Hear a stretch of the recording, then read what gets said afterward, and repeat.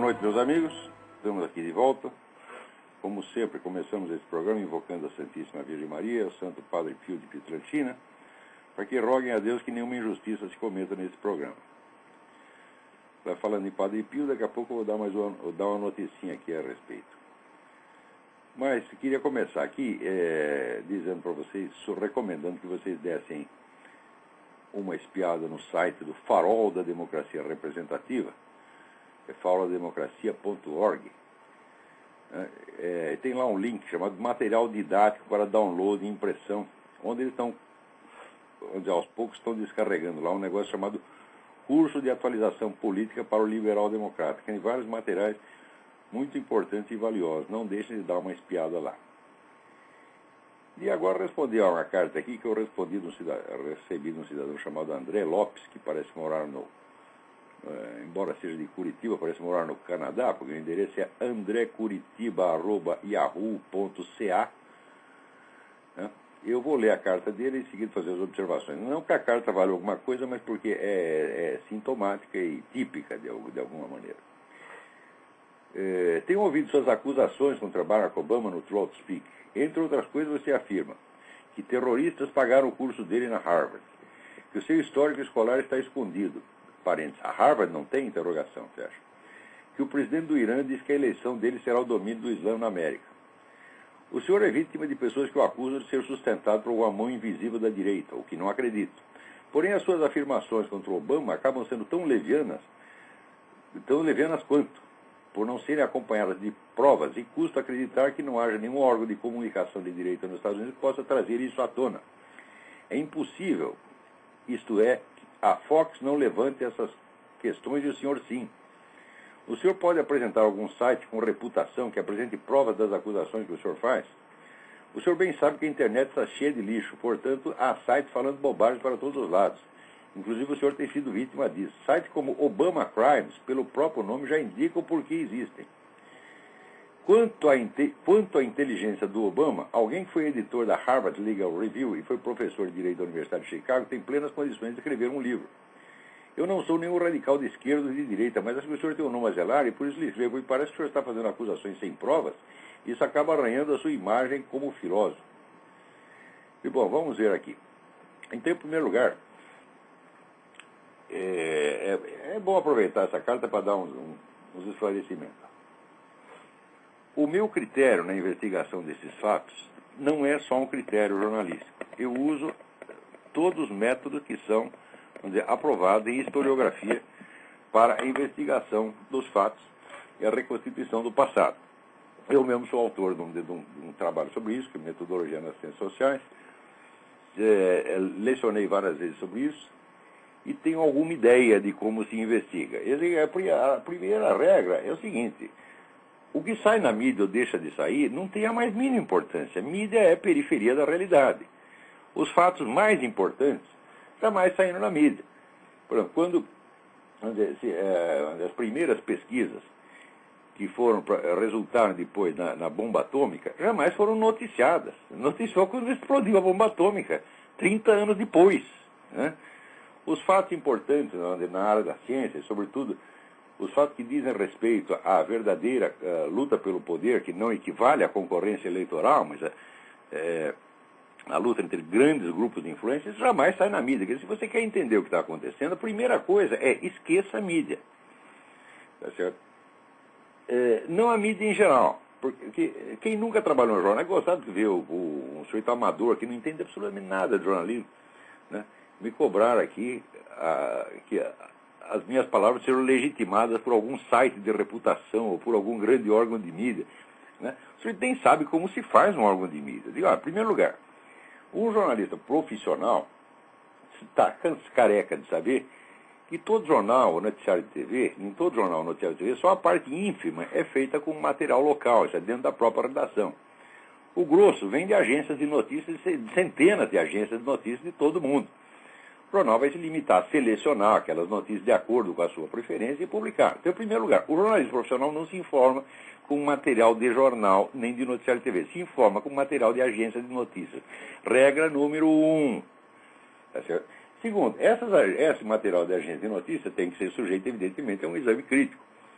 Então, para isso, o que você faz? É claro que existem fontes, vamos dizer, que já são, você já está acostumado a lidar com elas e sabe que geralmente o material é confiável, o que evidentemente não é uma prova, mas é apenas um indício. Então, em último caso, você vai, na medida do possível, aos documentos de fonte primária, tá certo? Ou depoimento direto. Por exemplo, toda confissão, mas porque em jurisprudência existem métodos de investigação da verdade, não só em historiografia, mas também, vamos dizer, na ciência do direito, na arte da investigação policial. Uma confissão de crime, por exemplo, é considerada uma prova cabal. Se o sujeito confessou o crime, não se investiga mais, se parte do princípio de que ele é o autor. Não é isso? E, então, tudo que o sujeito depõe contra ele mesmo, em geral é verdade, a não ser o único sujeito que depõe contra si mesmo, que mente contra si mesmo, é maluco. Então, excluindo a hipótese da demência, né, que deveria ser visível pela própria aparência do sujeito, a confissão de um ato comprometedor ou criminoso, em geral, é verdadeira. Tá certo? Então, por exemplo, no caso, que terroristas pagaram o curso dele na Harvard. Eu não disse terroristas, eu disse organizações pró-terroristas. Isso é importante. É claro que a organização pró-terrorista faz parte do esquema terrorista. Já dizia Lenin, já distinguia o terrorismo, chamava o terrorismo de propaganda armada. Mas a finalidade da propaganda armada é abrir um espaço para a propaganda desarmada que o cumprimenta e tira suas consequências políticas. Então, organizações pró-terroristas frequentemente são mais perigosas e mais poderosas do que organizações terroristas. No caso, essa história de Harvard, talvez o camarada não saiba, mas aqui nos Estados Unidos, para você se inscrever em qualquer grande universidade, você precisa de um sponsor, quer dizer, um patrocinador, um camarada que assina como responsável pelo pagamento das suas anuidades, etc. No caso de Barack Obama, esse sponsor é um sujeito que foi advogado dos Panteras Negras. Portanto, evidentemente, não é um sujeito conservador, nem pró-republicano, né? Este camarada chamou uma entrevista de imprensa e disse o seguinte: olha, eu fui o sponsor, mas quem pagou não fui eu. Quem pagou foi um sujeito chamado Khalid al-Mansur, que aliás, é um americano, que nasceu com um nome americano e adotou esse nome ao entrar para o Islã e que se tornou depois o representante de um príncipe saudita. Príncipe saudita que, vamos dizer, é já um famoso patrocinador de organizações pró-terroristas no mundo inteiro e que, quando fez o 11 de setembro, ele celebrou o 11 de setembro como castigo divino. Olha, eu não tenho nenhum motivo para duvidar do depoimento do homem dos Panteras Negras. Quanto a Khalid al-Mansur, é fácil você procurar. Se você procurar no próprio Google, você vai achar vários textos e várias declarações de Khalid al-Mansur e você vai dizer o que ele disse. Então está aí. Um sujeito que posou como sponsor diz: o dinheiro não era meu, era do Khalid al-Mansur. Por que haveria de mentir nisso aí? Para ele atrair agora a antipatia do Obama e dos próprios Panteras Negras, que eram os clientes dele, ele não vai fazer isso. Então, muito provavelmente, essa declaração é verdadeira. Não há por que duvidar. Segundo, que o histórico escolar está escondido. Ora, já houve dezenas de cobranças de que Obama apresentasse o histórico escolar, não apareceu até agora. Agora ele pergunta aqui ingenuamente: a Harvard não tem? E você acha que a Harvard entrega para qualquer um o histórico escolar de terceiros? Mas que estupidez é essa? Tá certo? Outra coisa, que o Obama não entregou a certidão de nascimento, não entregou o histórico escolar, não entregou registros médicos, não entregou nem sequer a lista de contribuintes, é uma coisa que você pode verificar facilmente no próprio site da campanha do Obama. Você vai lá, você vê que tem uma certidão de nascimento lá, que, vamos dizer, essa que é acusada de ser fake, e se você examinar com um pouquinho de cuidado, você vai ver mesmo que não tem carimbo, não tem assinatura, não tem nada. Quem respondeu que a certidão é autêntica, que verificou, etc., etc., foi o site Fact Check, que é apresentado por aí como um site suprapartidário, etc., etc. Suprapartidário coisíssima nenhuma. Basta você imprimir a página do Fact Check e você vê em cima quem é o dono do Fact Check. É a Chicago Annenberg Challenge. A CAC, aquela mesma ONG na qual William Ayers, o terrorista, arrumou emprego para Barack Obama. Em segundo lugar, quer dizer, aí mostra, como diz Philip Berg, que existe um conflito de interesses. Quer dizer, fact-check não está examinando os fatos isentamente, mas está defendendo alguém que é um dos seus membros, porque foi um dos seus dirigentes. O Obama foi dirigente da Annenberg Challenge. É? Agora, se você ampliar as fotos que a fact-check publica para provar que as fotos são autênticas, você verá o seguinte: não tem uma foto onde apareça o papel junto com o carimbo. Aparece o papel numa folha e o carimbo na outra. E a assinatura na terceira. Isso aí está muito, essa história está muito mal contada, evidentemente. Então qualquer pessoa percebe que a intervenção do fact-check, né, não elucidou coisíssima nenhuma. Né? E depois que o presidente do Irã disse que a eleição do Obama será o domínio do Islã na América, não, isso foi amplamente noticiado e você mesmo pode verificar, gozado que... Veja, eu não sou um repórter, eu não estou fazendo matérias noticiosas. Isso é uma coisa importante de entender. Né? E, sobretudo, eu tenho um espaço limitado nas minhas colunas de jornal, e tenho um tempo limitado aqui. Se eu for citar a fonte de tudo, eu gasto metade do meu artigo só com isso, porque as fontes são muitas. Esse é o problema. E se a parte noticiosa dos jornais não está informando isso, eu não posso suprir o meu trabalho e o deles ao mesmo tempo. Eu não posso fazer, num artigo de 40 linhas, suprir todas as notícias que estão faltantes na área editorial e ainda comentá-las. Isso é absolutamente impossível. Então, o que eu faço? Eu cito de vez em quando e confio no bom senso do leitor que ele, se eu não citei as fontes, ele procurará nas mesmas fontes onde eu leio habitualmente. As minhas fontes habituais são o site WorldNet Daily, o Newsmax.com, o Drudge Report. Matt Drudge foi o sujeito que descobriu o famoso caso da Mônica Lewinsky, né? E as agências noticiosas.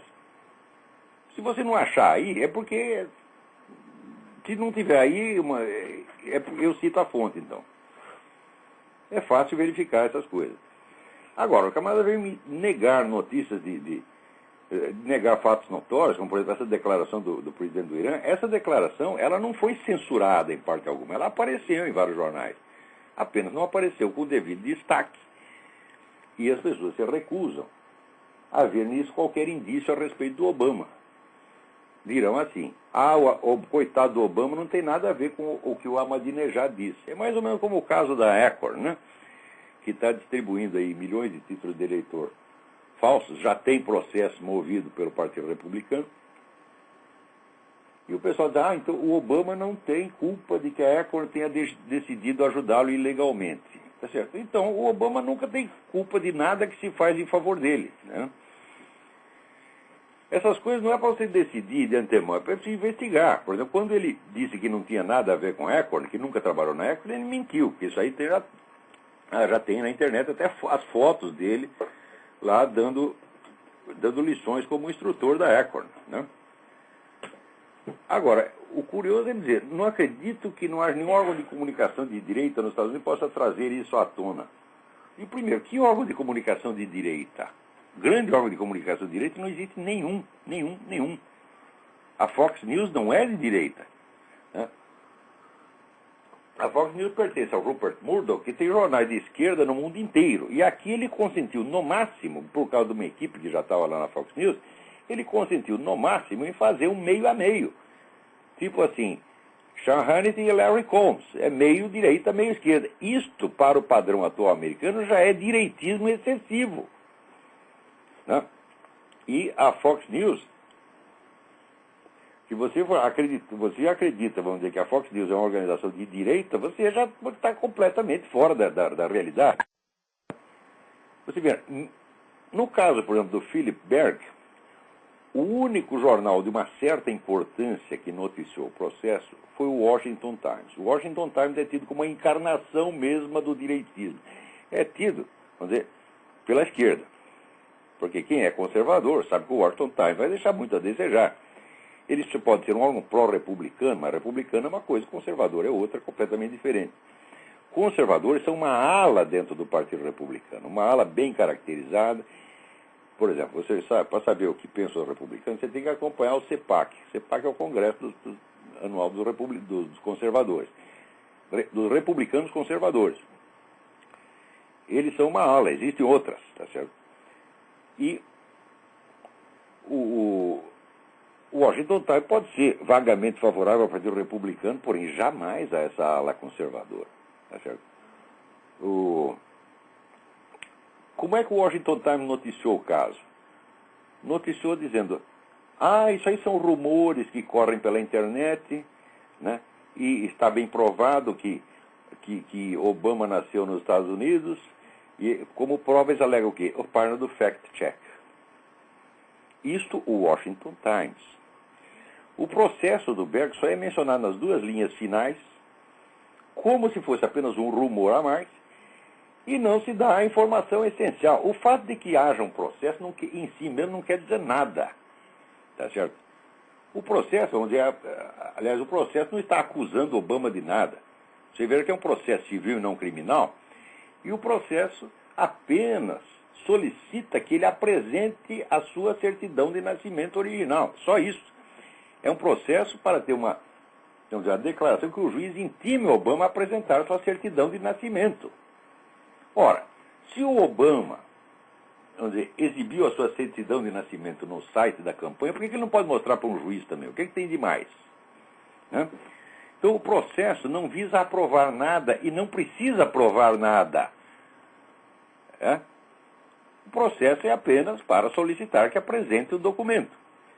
Bom, o que fez Obama? Apresentou o documento? Não. Obama apresentou já 2 petições para ser dispensado de apresentar o documento. Ora, o que é mais fácil, meu filho? Você abrir uma gaveta e pegar uma certidão de nascimento e levar para o juiz? Ou você contratar escritório de advocacia, que aqui custam caríssimo, para eles redigirem uma petição de 15, 20 páginas, explicando que você não tem obrigação de apresentar a certidão, que você tem direito à privacidade. Quer dizer, a resposta tortuosa e esquiva do Obama é isso que chama a atenção, e isso é o fato principal. Quer dizer, qualquer jornalista, para não dizer qual historiador, tem obrigação de entender que este é o centro do acontecimento. Que o processo só se torna verdadeiramente importante por causa disso. Se você acompanhar meus artigos, seu André, você vai ver que eu não mencionei o processo antes de aparecer a resposta do Obama. Porque eu não posso prejulgar o Obama. Digo, aí se ele tem a certidão de nascimento, ele vai lá, apresenta e cala a boca desse Philip Berg. Eu só comecei a comentar o processo justamente porque o Obama não fez isso. Porque o Obama, não uma vez, mas 2 vezes, como você verá, no site do Philip Berg, se esquivou de apresentar o documento. Ora, isso aí é uma coisa altamente suspeita. Se você apresentar uma certidão de nascimento, é uma coisa obrigatória para você arrumar um emprego, para você ir para uma escola. Por que não pode apresentar? Eu digo, não pode apresentar por quê? Porque aquela certidão que apareceu no site da campanha, tão louvada pela fact-check, aquela é fake mesmo, aquela não serve, tem que ser o original impresso. Aquele negócio eletrônico, né, não convence ninguém. Ora, o curioso é o seguinte, você diz, a internet está cheia de lixo. Claro que está cheia de lixo, tá certo? Mas isso quer dizer que qualquer coisa que saia na internet é lixo? Tem muito mais lixo no New York Times. O New York Times já foi tantas vezes desmascarado desde a década de 30, tá certo? Que a tiragem dessa porcaria está diminuindo ano após ano. Aliás, isso acontece também no Brasil. No Brasil, a tiragem, quando não cai, ela permanece estacionária. Eu asseguro para você que a tiragem dos grandes jornais no Brasil, Folha, Estadão, etc., é a mesma dos anos 50, quando a população era 3 vezes menor, tá certo? E o analfabetismo alcançar pelo menos 50% da população. Peraí, tem alguém na linha, deixa eu atender. Alô, quem é? Alô? Eu não estou ouvindo nada. Alô, desliga aí, essa aí dançou. Continuando aqui. O curioso é que ele julga o site www.obamacrimes.com.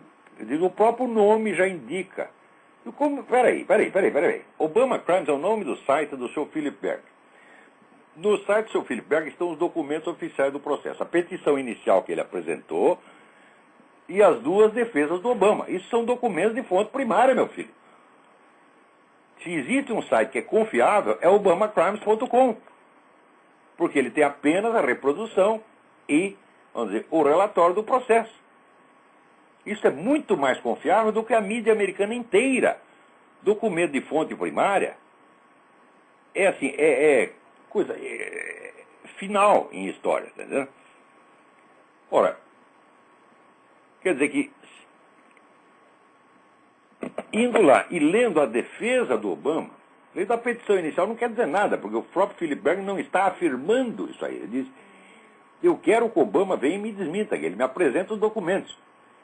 Portanto, ele não está acusando o Obama propriamente de nada. Está só apresentando as razões pelas quais o Obama tem a obrigação de apresentar o documento. Quando você vai ler a defesa do Obama, aí que a coisa se torna interessante. Tá certo? Outra coisa, se você quer coisa de reputação, eu digo, ó, Philip Berg é um ex-procurador-geral do estado da Pensilvânia, porra. Foi candidato a governador da Pensilvânia, não é o Zé Mané, você está entendendo? O Philip Berg em si, ele tem mais credibilidade, tem fé pública por ter sido procurador do estado. Tá certo? Fé pública que o New York Times não tem, entendeu? Ou a CNN não tem. Por que eu vou confiar em repórterzinho, tá certo? Quando está aqui um procurador do estado me apresentando documentos oficiais, tá certo? Então não tem o menor cabimento. Agora, mais adiante eu fiz uma referência que o pessoal aqui está dizendo que o livro do Obama, Dreams of My Father, não foi escrito por ele. Quem levantou isso foi um repórter chamado Jack Cashill, que é um dos melhores repórteres americanos. Já li muita coisa boa do Jack Cashill, eu sei que ele não está brincando. O que fez o Jack Cashill? Pegou escritos anteriores do Obama, tá certo? E escritos atuais, e usando um programa de computador para avaliação estilística de autoria, botou os dois lá, e a conclusão é a seguinte, essas duas coisas não foram escritas pela mesma pessoa. Existem processos, vou dizer, matemáticos pelos quais você vê, por exemplo, a extensão média das frases. Tá certo? O uso repetitivo de determinadas palavras em determinados contextos ou determinadas figuras de linguagem. Isso aí se utiliza, é claro que não, vou dizer, isso não dá uma certeza absoluta, mas dá um indício, vamos dizer, um elemento de probabilidade muito maior do que pesquisa eleitoral. Você vendo os escritos do anterior do Obama, são muito ruins mesmo. Tá certo? E o fato é que o Dreams of My Father é um livro literariamente notável, é um dos motivos da fama do Obama, é que ele foi celebrado como um grande escritor. Quando você vai ler, realmente, são trechos notáveis que tem ali. Então, não apenas há uma diferença de qualidade, mas a diferença de cacuetes estilísticos comprovados ali no exame por computador. Agora, é verdade, eu não citei a fonte, eu apenas disse, mas, ora, se você procurar no Google, você vai achar, vai lá, né, Dreams of My Father, né, autoria, dúvidas, vai aparecer milhares de fontes. Jack Cashill é um sujeito enormemente conhecido aqui. Tá certo? Mais ainda, o Jack Cashill, depois que ele falou isso, teve um deputado, esqueci o nome do deputado, que se interessou pelo caso, né? E colocou à disposição dele um segundo computador para refazer o teste. Ele foi lá, refez o teste e deu a mesma coisa. Mais ainda, ele fez o mesmo teste usando o Dreams of My Father e vários escritos de William Ayers, o terrorista. E há uma alta probabilidade de que tenham sido escritos pela mesma pessoa. Tá certo? Daí o Jack Cashill ainda colhe exemplo de um outro sujeito também ligado às Panteras Negras, que publicou um livro e que diz lá que que ele mesmo admite que o William Ayers foi o ghostwriter dele. Olha, William Ayers e Barack Obama, Louis Farrakhan, que é o sujeito do Nation of Islam, essa turma do do Pantera Negra, todo mundo vive assim, de 1 a 3 quadras do outro num bairro chamado Hyde Park, em Chicago. Ó, é tudo vizinho, trabalharam juntos anos a fio. Um já é reconhecido como sendo ghostwriter, ele é um excelente escritor, William Wayne pode ser um criminoso, mas é um escritor hábil, e o outro, de repente, que é um sujeito que escrevia redaçãozinha de ginásio, aparece como autor de uma obra-prima da literatura. Mas que brincadeira é essa, porra? Né? Então, essas matérias do Jack Cashill foram todas publicadas no WorldNet Daily. Tá certo? Agora, como é um assunto que já foi comentado por outros órgãos, se diz num site importante, olha, peraí, note bem, existe algum site de reputação? Não há nos Estados Unidos inteiro um site jornalístico de maior reputação do que o WorldNet Daily. O WorldNet Daily, a visitação dele, diária, é 10 vezes a tiragem do New York Times. Nunca houve um site noticioso com mais reputação do que esse, ó, porra. E é lá que estão saindo as coisas. Agora, eu assinalei que o próprio WorldNet Daily ficou inibido de publicar o negócio do Obama, do processo do Berg. Por quê? Porque é escandaloso demais, parece um absurdo. À primeira vista, esse Berg parece um maluco.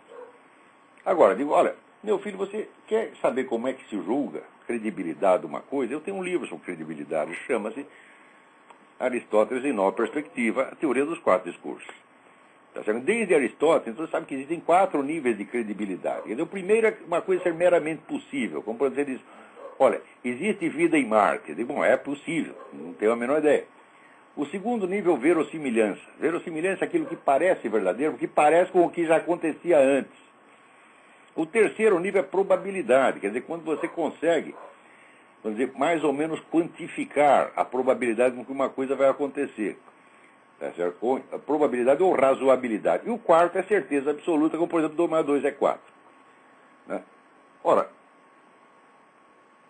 se você possui uma prova com nível de credibilidade superior, é ilegítimo você apelar ao nível inferior. Por exemplo, se eu tenho aqui um exame de computador que diz que com probabilidade X ou Y, o escrito tal não é da autoria do seu fulano de tal, não vale nada eu apelar ao argumento de verossimilhança e dizer, não parece. Isso é esquisito demais. Mas não vale. Então, olha, as minhas matérias são escritas, vamos dizer, com critério científico. E é por isso mesmo que quando eu aposto contra a mídia inteira, eu ganho. Como ganhei no caso do Foro de São Paulo. Tudo que você está me dizendo aqui sobre a improbabilidade dessas coisas, André, disseram para mim a mesma coisa durante 10 anos a respeito do Foro de São Paulo. Eu era um maluco que estava inventando coisas, era teórico da conspiração, era psicótico, paranoico, louco, extremista de direita, mentiroso, vigarista, me chamaram de tudo. E eu dizendo, vocês estão enganados, aqui o Foro de São Paulo existe, está atuando e é uma organização grande e lá tem organizações terroristas, organizações de sequestradores, etc. No fim se comprovou tudo. Daí o que os caras fazem? Tem que disfarçar o vexame. Então, de repente, eles começam a falar do Foro de São Paulo como se sempre tivessem falado. Isso aí o Globo fez, a Folha fez, o Estadão fez, todo mundo fez. No caso do Philip Berg, eu lhe digo, o processo movido por Philip Berg é a única coisa real que está acontecendo na política eleitoral americana. O resto é quase tudo, é só impressão, é jogo de cena, é bobagem, incluindo as pesquisas de eleitor, de intenção de voto.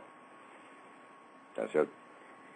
Para avaliar a situação mesmo, digo, olha, você tem que ver em primeiro lugar quais são os fatores que dependem de uma decisão humana, de uma preferência humana, de uma subjetividade, e quais são os fatores que têm uma mecanicidade intrínseca. Então, processo tem uma mecanicidade intrínseca, meu filho. Processo você não consegue parar, você está entendendo? A hora que você quer. Depois que você começou o processo, ele tem que seguir um certo trâmite. E está exclusivamente na mão do juiz. Se o juiz decidir que o Obama está dispensado de apresentar a sua prova, tá certo? O Philip Berg recorre, né, ao terceiro circuito e depois recorre à Suprema Corte. Tá certo? Com a diferença de que isso então será decidido depois da eleição. E é claro que isso é um perigo. Até o momento, tá certo? veja bem, quem tem que provar nacionalidade é Obama. Não, o senhor não tem obrigação, o Berg não tem obrigação nenhuma de provar que ele nasceu, sabe, no Quênia, no Zâmbia, na Serra Leoa ou no Polo Norte, tá entendendo? Não tem obrigação de provar nada, ele está apenas exigindo um documento, tá certo? Note bem, a Comissão Nacional Democrática tem obrigação de ter exigido este documento de Obama. Não exigiu, tá certo? Outra coisa, a Comissão Nacional Democrática assinou junto com o Obama a petição para ele ser dispensado de apresentar a certidão de nascimento. Quer dizer, quem está escondendo o documento não é só o Obama, é a Comissão Nacional Democrática. Isso está onde? Está na própria defesa do Obama. Você leia, porra. Né? Então, é o seguinte, a minha investigação desses fatos segue um critério científico e onde eu apostar contra a mídia, mesmo que seja a mídia americana inteira, eu digo aposto e ganho, porque eu sou um cientista, eu não estou aí para brincadeira. Eu, quando eu não sei uma coisa, eu digo não sei. E quando sei, eu digo sei. E quando é apenas acho, eu digo apenas acho. Tá certo? Não estou aqui para receber lições de pessoas que acreditam, assim, na mídia, que toma a opinião média da mídia como se fosse o juiz da verdade. Quer dizer, aquilo que está acontecendo tem que aparecer na mídia. Se não apareceu, não aconteceu. Ora, isso aí é para quem nunca esteve dentro de uma redação. Eu estive 40 anos dentro de redações. Eu tenho 44 anos de jornalismo nas costas, além de vários estudos de metodologia científica que me dão os meios de distinguir aí o que é verdadeiro, o que é falso e o que é incognoscível, o que não dá para saber. Tá certo? Alô, tem alguém na linha aí, vamos lá. Alô? Olavo? Alô, Sim. Olavo? Sim. Oi, aqui é o Davi de Belo Horizonte, tudo bem? Tudo bem? É o seguinte, eu tenho uma pergunta aqui, que é uma pergunta que pode ser um pouco cabeluda, mas vamos lá, eu até redigi ela, ok? Bom, é o seguinte, veja esse negócio, a eleição nos Estados Unidos, eles estão prestes a eleger um traidor. Eu vejo o que se transformou a mídia de massa e, por conseguinte, a opinião pública, a apostasia em massa e a nova ordem mundial que promete criminalizar o cristianismo. O Ocidente parece estar em decadência e nós estamos diante de uma crise. Bom, o Ocidente eu considero que os grandes pilares dele são a filosofia grega, cristianismo, direito romano. Houve ciclos culturais na história da humanidade, normalmente relacionados a religiões. Porém, eu não vejo o advento de Deus encarnado como apenas mais um ciclo cultural. Então, a minha pergunta basicamente é o seguinte: se não é o cristianismo que está em crise, o que está em crise? Essa é uma boa pergunta. Olha, o cristianismo não está em crise de maneira alguma. O cristianismo é a religião que mais cresce no mundo, inclusive dentro dos países islâmicos. Existe um anuário aqui que se chama World Christian Trends, né, que avalia exatamente o crescimento de cada religião no mundo, quantos fiéis entraram, quantos saíram, etc, etc. E você vai ver que a história de que o Islã é a religião que mais cresce no mundo é fake. Isso é só propaganda, não tem um estudo estatístico que comprova isso aí. Mas o World Christian Trends mostra que o cristianismo está crescendo pra caramba, no mundo inteiro, de uma maneira avassaladora, tá certo? Isso nunca sai na mídia. Por quê? Porque mídia é periferia da realidade, meu filho. Só quem não sabe como se faz no jornal é que acredita nesse negócio, porra. Meu filho, num jornal você não tem tempo de examinar nada. Um sujeito que está lá, um copydesk que está lá sentado, passa 30 folhas pela mão dele para ele corrigir aquilo todo dia. Ele nem presta atenção no conteúdo, tá entendendo? Quer dizer, não, assim, e num jornal, você não tem jornal, notícia TV, você não tem tempo de examinar as coisas com seriedade. Então, isso tudo é curioso. Nos anos 50, 60, quando eu formei a minha mentalidade, todas as pessoas letradas sabiam que mídia não é uma fonte confiável, que um profissional, um sociólogo, um historiador, um cientista político, vai em fontes primárias. Todo mundo sabia disso. Agora, hoje em dia, eu vejo pessoas que estudaram na universidade, todo mundo acreditando em mídia, dizendo, se não saiu no Globo, se não saiu no New York Times, é porque não aconteceu. Eles ficaram todo idiota, meu Deus do céu. Então, o cristianismo não está caindo de maneira alguma. Vamos dizer, o que está acontecendo é o seguinte. Nos últimos 200 anos, se tentou criar aqui no Ocidente uma civilização modernista leiga. Esta está caindo. E ela vai ceder lugar ao cristianismo. Intelectuais, né? Então só vem o Islã no lugar, meu filho. Uhum. Porque você vê, na Rússia, nos países do leste europeu, né, depois do comunismo, são os países que têm a taxa de natalidade mais baixa. Quer dizer, o comunismo levou os camaradas a uma depressão, na qual eles não querem viver, não querem ter filho, etc, etc. Cria um vazio espiritual. Ora, os teóricos da Revolução Islâmica já escreveram, já tem, como é que se diz, agora não vou conseguir lembrar o nome do sujeito, tá certo? Mas vários deles dizem isso. O Islã é o que vai dar, vamos dizer, um conteúdo espiritual para a Revolução Mundial, porque a Revolução Mundial em si é vazia. Uhum. Então, o que vai acontecer? O Islã vai tomar conta dessa área comunista, tá certo? E vai tomar conta do Ocidente liberal, porque civilização leiga é quadrado redondo, meu filho. Nunca existiu, nem vai existir. Civilização é religião.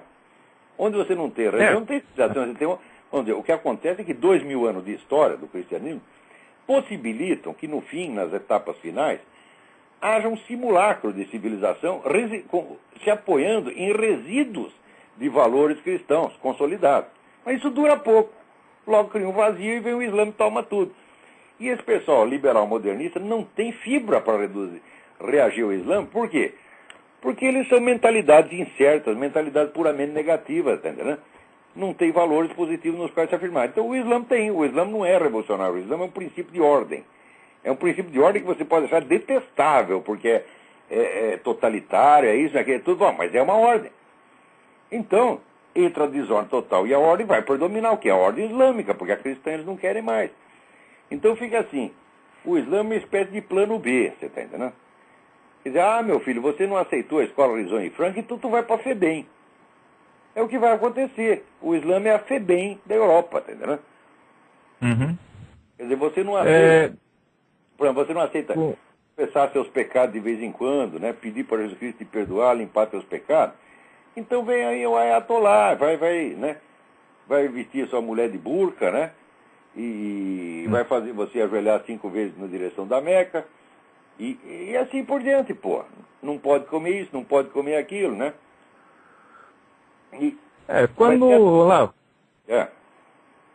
Quando eu me referi na apostasia, eu me referi mais no sentido dos intelectuais. Porque realmente dá para ver que houve uma apostasia. A intelectualidade ocidental está em frangalhos. Mas ela só fez, os últimos 200 anos, só fez se vender, porra. E a filosofia grega também foi lá para baixo. Mas que filosofia grega? O pessoal não entende nada disso. Você me mostra um professor universitário nesse país aí, que seja capaz de ler um texto de Aristóteles e de tirar uma conclusão razoável. Quando eu publiquei meu livro sobre Aristóteles, que foi em 97, fazia 30 anos que não saía um livro sobre Aristóteles no Brasil. 30 anos. Com esse monte de universidade que tem, paga com dinheiro público. Você sabe o que é 30 anos, vamos dizer, racionamento aristotélico durante 30 anos? Isso não existe em parte alguma do mundo. Então aconteceu aí. Tá certo? Olavo. Quando a gente fala de decadência, no Brasil a gente tem uma medida diferente das coisas, tá entendendo? Quando fala de decadência, quer dizer, nos grandes centros, nas grandes universidades, isso aí já acabou. Mas tem escolas menores que continuam. Né? Aqui você tem escola que molecada de 5 anos já lê em latim e grego. Tá certo? Quer dizer, é uma nova geração que está sendo formada e que vai subir ao primeiro plano da história daqui 20, 30 anos. Enquanto, vamos dizer, o establishment esquerdista só está produzindo analfabetos. Né? Não só aqui. Te recomendo um livro. Laurent Laforgue. Laforgue, por incrível que pareça, é Laforgue com 2 F. La débâcle de l'école. Une tragédie incomprise. A debacle da escola, uma tragédia incompreendida. Laurent Laforgue. Isso para você, a escola francesa acabou, destruíram tudo, só está analfabeto, né? Lá pronto para ser militante obamista, né? Então a escola hoje só serve para isso. Então é claro que esse pessoal não tem capacidade de administrar uma civilização, só pode fazer obra destrutiva. A capacidade de destruição não é exatamente um poder. Poder é você querer fazer uma coisa, dizer o que vai fazer, conseguir fazer exatamente aquilo e ter bom resultado. Não é isso? Agora, o sujeito fazer uma desgraceira, destruir tudo e depois se ferrar junto, não é propriamente poder. É apenas uma força demoníaca de autodestruição. Como Hitler dizia que ia ter um Reich que ia durar 1000 anos, durou 12. Tá certo? E acabou do jeito que acabou. E o nego chega lá, no fim, ele mete uma bala na cabeça. Aqui Obama é a mesma coisa, bicho. Obama vai destruir o país e depois se destrói junto.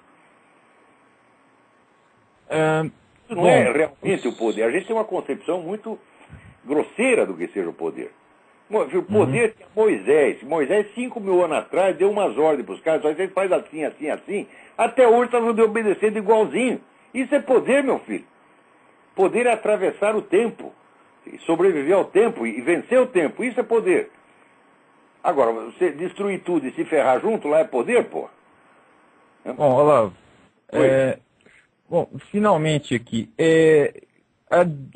a diferença, talvez, entre nós termos entrado num ciclo cultural islâmico e continuarmos num ciclo cultural cristão, talvez seja a sobrevivência desses núcleos de cultura, né? Ou seja, se a nova ordem mundial não matar essas crianças, né, então talvez não entremos propriamente num ciclo cultural islâmico. Não, o que está acontecendo é o seguinte, é que ao cristianismo estão sendo negados os meios de representação pública. Inclusive aí no Brasil. Aí no Brasil tem vários projetos tramitando no Congresso que praticamente vão reduzir as religiões à vida privada. Você não vai poder ter culto público, você não vai poder... Isso está acontecendo já aí no Brasil. Em outros países já aconteceu, no Canadá já aconteceu. No Canadá, se você ler certos versículos da Bíblia, você vai para a cana. Então, o sujeito acaba tendo a mesma posição que o cristão tem no Irã. No Irã você pode ser cristão dentro da sua casa. Se você sair e ler a Bíblia em público, você vai para a cana. Eles estão montando já essa situação. Vamos dizer que já prepara a tomada do poder pelo Islã, tá vendo? Então, o que está acontecendo não é uma retração do cristianismo. As pessoas não estão fugindo do cristianismo. Não há uma fuga do cristianismo. Ao contrário, está havendo um crescimento extraordinário. Mas as pessoas, é só povão, você está entendendo? Nas altas esferas você não pode penetrar. Você não pode ter voz ativa na universidade, no parlamento. Ou seja, estão expulsando a religião cristã da vida pública. Ao mesmo tempo onde o cristianismo está se expandindo numericamente. Isso aí só pode terminar mal. Terminar mal como? Numa matança. Porque se você destrói culturalmente uma comunidade, você destrói os meios de participação na vida pública, na comunidade, e você a marginaliza completamente, mas ela continua existindo e sendo numericamente significativa, o que você vai fazer em seguida? Você vai ter que matar os caras, porra.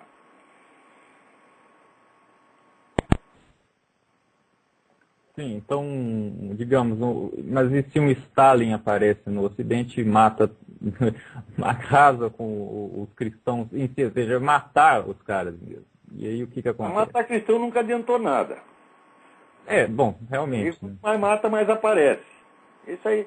Olha aqui, leis que tramitam em Brasília. Será proibido fazer cultos de evangelismo na rua, pela reforma constitucional. Cultos somente com portas fechadas. As igrejas serão obrigadas a pagar impostos sobre dízimos, ofertas e contribuições. Programas evangélicos da televisão terão horário limitado. Pastor só pode fazer programa de televisão se tiver faculdade de jornalismo. Vai ser considerado crime... Por exemplo, se você falar contra espiritismo, feitiçaria e idolatria, você vai para a cana. E assim, por exemplo, tudo isso está na reforma constitucional. Vários projetos de lei, está aqui, ó. Puta vida. Não dá tempo de ler tudo isso aqui, mas isso aí, mas coisas desse tipo já aconteceram em outros lugares. Isso aqui, no mundo inteiro você tem leis para proteger o Islã. Você não pode falar mal do Islã, mas você pode falar mal do cristianismo. Você fala o que você quiser do cristianismo, não acontece nada. Você fala contra o Islã, vem um governo liberal moderno e te põe na cadeia.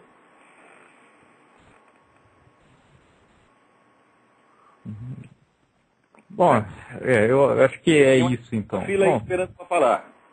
Ok, muito obrigado, Olavo. Obrigado eu. Alô? Alô, quem é?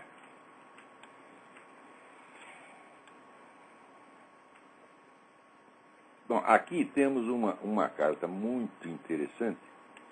Duas cartas sobre Paralaxe, uma do Daniel Scherer e outra da Camila Flores. Eu não vou responder essas perguntas aqui porque as respostas são muito complexas, mas eu vou fazer uma gravação para o seminário de filosofia, não do curso do seminário, mas aquelas gravações que eu faço de vez em quando para lá, e vou responder as suas perguntas lá. Aliás, falando de seminário de filosofia, nós tivemos um problema horroroso com o provedor, tá certo? Que nós botamos material lá que a memória deles não aguentava, daí o que eles fizeram? Trancaram nossa conta.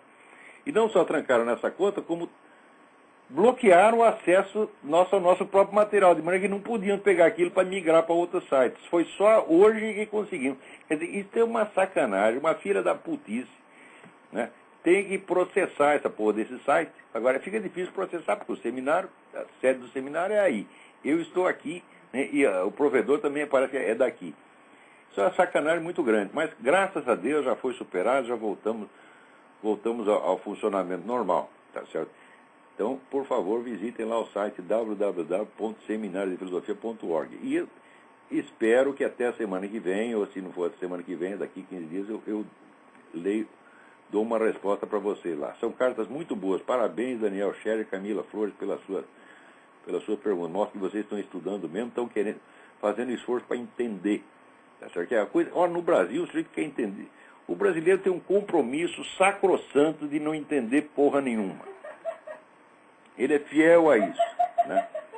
Quando nós no batismo já pergunta, né? Você entenderá alguma coisa? Daí o padrinho responde, não. Pronto. É o batismo do capeta, porra. Feito lá pela turma da Teologia da Libertação. Aliás, aqui o pessoal diz... Veja, aqui se tornou proibido dizer que o Obama foi muçulmano. É incrível, porque, veja, ele mesmo diz que ele se tornou cristão, entre aspas, aos 20 anos de idade, quando conheceu o pastor Jeremiah Wright. O que ele era antes? Né? Era ateu. Eu sei assim, que na Indonésia, até em escola católica, quando ele estudava em escola católica, ele estava registrado como muçulmano e estava na classe dos muçulmanos. O Daniel Parks já provou isso aí. Olha, ele pode ter se convertido depois, mas que ele foi muçulmano, nem foi. Isso é uma mentira. Agora, vem esse palhaço desse Colin Powell, né, dizer, não, estão difamando o Obama, dizendo que ele foi muçulmano, etc. Mas como? Peraí. Está lá no livro de memórias dele, ele disse que se tornou cristão aos 20 anos de idade. E antes era o quê? Foi educado. Estão dizendo até que ele foi educado no Islã. Olha que calúnia, mas, meu Deus do céu, está lá nos documentos dele. Esse Colin Powell mentiroso, vagabundo, canalha, é isso que esse sujeito é. Sempre foi. Eu disse isso desse camarada desde o início. Desde o início. Esse sujeito não presta. Isso é um traidor. Tá certo? E para mim está claro já isso aí. Foi secretário de Estado da Defesa, pior ainda. Agora aqui todo mundo diz, você fala isso porque o sujeito é preto. O caralho, meu candidato é preto, Alan Keyes. O que fizeram no Alan Keyes? Deram um pontapé na bunda, o melhor homem que tinha nos Estados Unidos, para botar esses vagabundos, que nem pretos são semi-pretos. O Colin Powell é preto de quinta geração, acho que eu sou mais preto que ele. E o Obama também é apenas um mulato e não é descendente de escravo americano, coisa nenhuma. Tá certo? Quer dizer, como é que afro-americano? Ele não é afro-americano, né? Quem é? Alô? Alô? É Ayrton do Rio. Ayrton, tudo bem? Tudo bem, Olavo? Boa noite. Boa noite. Então, eu estou lendo aqui o Aristóteles em Nova Perspectiva, começando, né? Porque eu tentei ler no original, realmente é complicado, rapaz. É bem mais difícil. Eu, quando comecei a acompanhar a sua carreira, eu estava começando a ver suas colunas, né? Eu estava começando a compreender um pouquinho da filosofia e buscando informação. E é claro que a gente se apaixona primeiro pelo Nietzsche, porque é muito mais fácil, né? É mais fácil. Claro. Nietzsche é escritor para adolescente. Depois você é muito mais. É para adolescente, exatamente. E outra coisa também, os filósofos, esse rapaz que ligou aí contestando aí as suas opiniões sobre o Obama, que eu concordo com você plenamente, é porque os filósofos estão sempre muito à frente do tempo. Porque uma pessoa como o senhor que vive para estudar, para pesquisar, você está muito à frente de quem está vendo só a superfície ou acompanhando a mídia, né? Essa mídia. Tem um amigo meu que diz, ó, o problema de você nascer, né, 50 anos à frente é que você tem que esperar 50 anos. Esse é o problema. Eu desde que acompanho você não errou uma, rapaz. Só acerta tudo. Impressionante. Então, pelo menos que ele lhe deu o benefício da dúvida. Pra ele não queria eu ter errado. Queria eu ter errado todas essas análises. Infelizmente, todas verdadeiras. É verdade. Mas não é mesmo, o Kant só conseguiu lançar o primeiro livro, só ter algum reconhecimento, ele curtiu mais ou menos 1 ano e morreu. De sucesso e morreu, né? O maluco, porra. É um coitado, ele conseguia escrever durante meia hora por dia, porque tinha aquelas dores de cabeça da sífilis terciária. Escrevia meia hora por dia, que ele escrevia aforismos, né? De repente acordava lá, saía do delírio, tive uma ideia, daí ia correndo, escrevia um negócio e depois voltava para a escuridão, você está entendendo? Então aquilo não faz coisa, às vezes tem até ideias brilhantes no meio, mas são ideias soltas.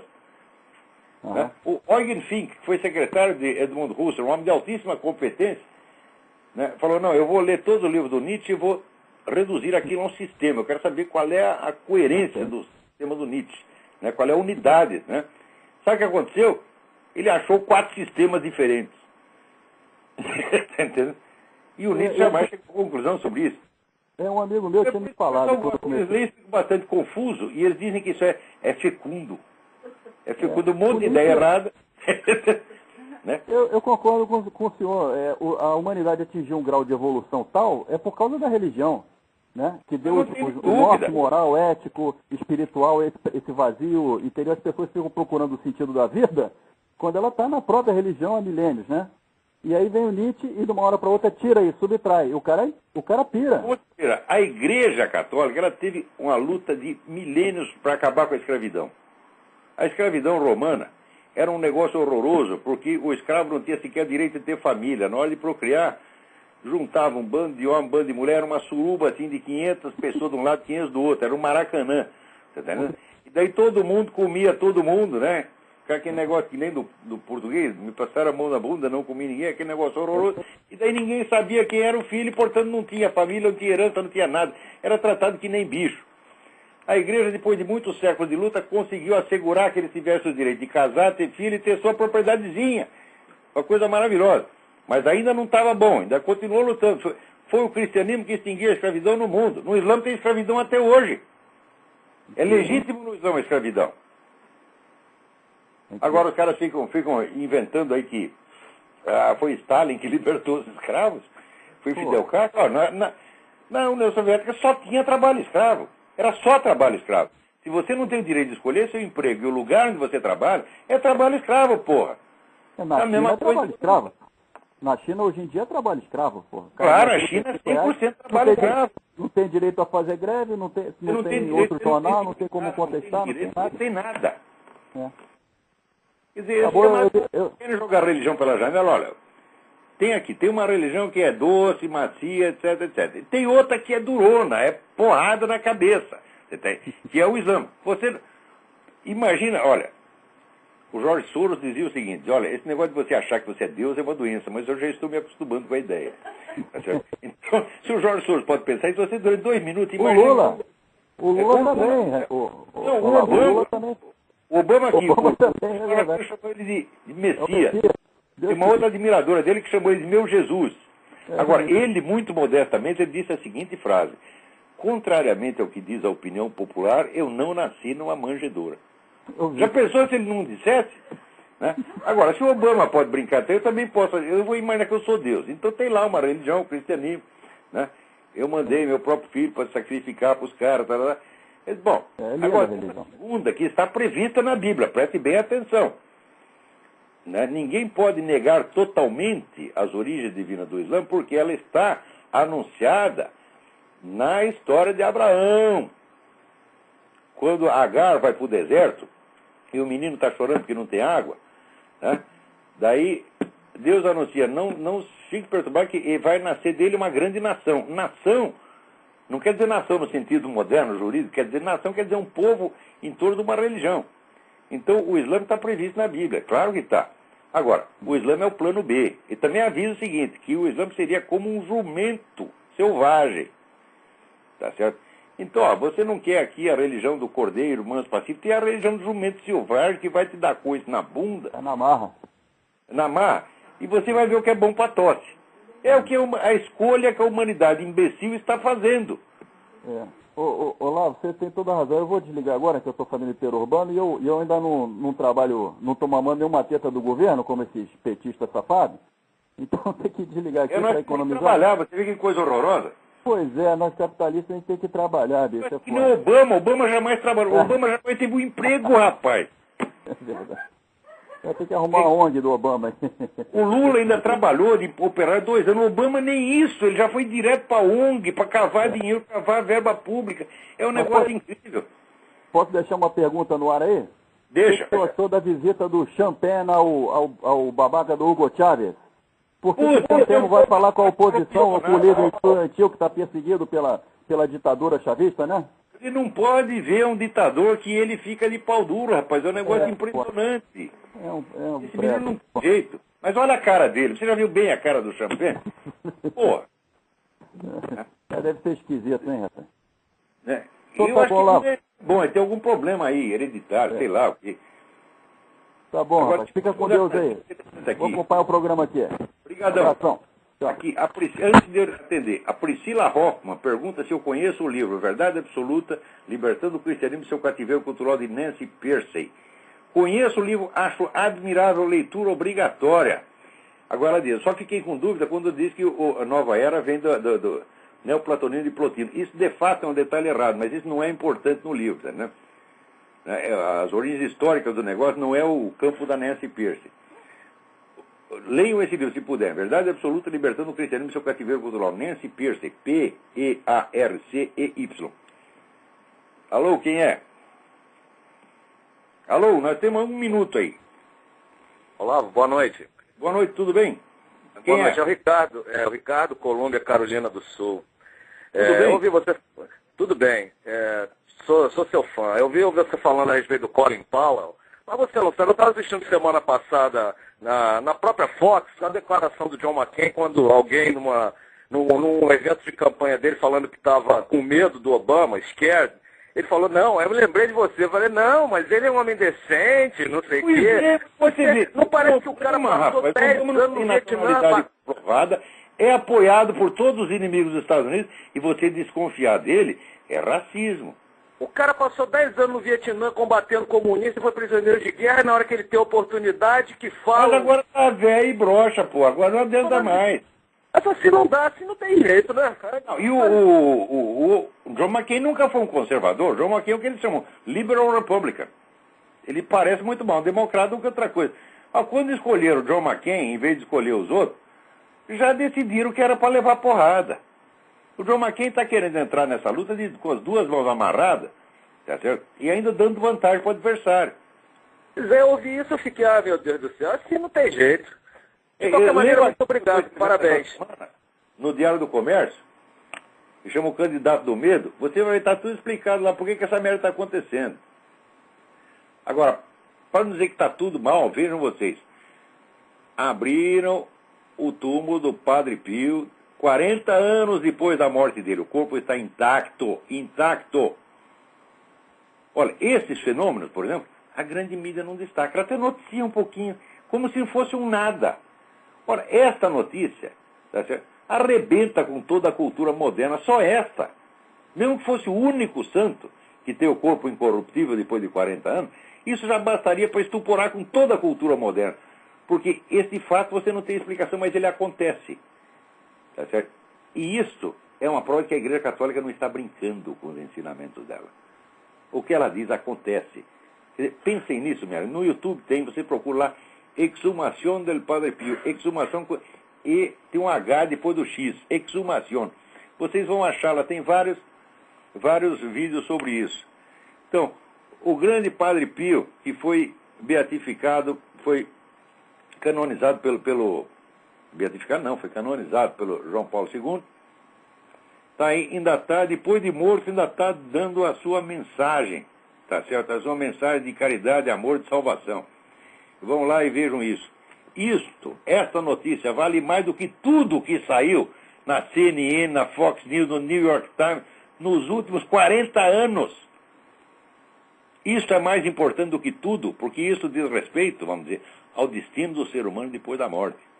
Porque a nossa vida passa, ela é rapidinha. Mas depois disso tem um negócio que chama eternidade. O que vai acontecer para nós lá?